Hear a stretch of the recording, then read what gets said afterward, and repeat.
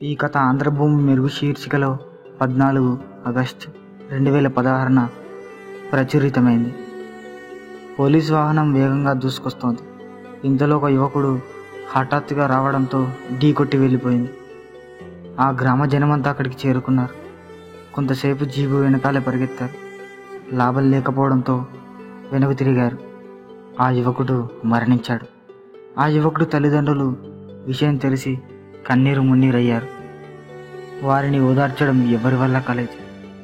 ఇదంతా తెలుసుకున్న ఒక విలేకరి అక్కడికి చేరుకొని ఆ పోలీస్ వాహనం ఎస్ఐతో పాటు డ్రైవర్, 2 కానిస్టేబుల్ ఉన్నారని, ఒక మంత్రి సుడిగాలి పర్యటన ఉండడంతో వేగంగా వెళ్లే ప్రయత్నంలో ఆ సంఘటన జరిగిందని తెలుసుకుంటాడు.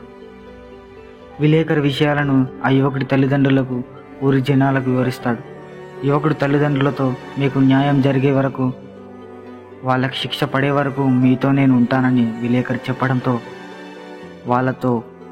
వాళ్ళలో కొండంత ధైర్యం వచ్చినట్టు అనిపించింది.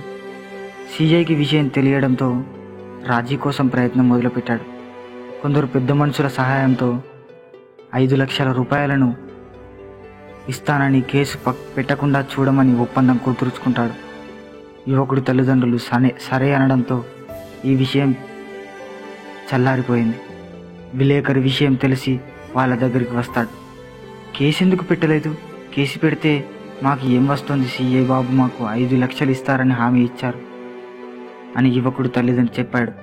డబ్బు కోసం రాజీ పడ్డారా? మీ అబ్బాయి ప్రాణం నిర్లక్ష్యం పోయింది. వాడు పుట్టినప్పుడు ఏదో అయిందట, మతి స్థిమితం లేదు. ఎలాగో కష్టం చేసుకొని 20 ఏళ్ళు పెంచామని, కానీ భగవంతుడు వాడి ప్రాణం పోయేలా చేసి మాకు డబ్బు అందిస్తున్నాడు అన్నాడు.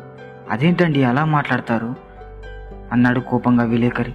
లేకపోతే ఏంటి, కేసు పెట్టి కోర్టు చుట్టూ, పోలీస్ స్టేషన్ల చుట్టూ తిరగాల?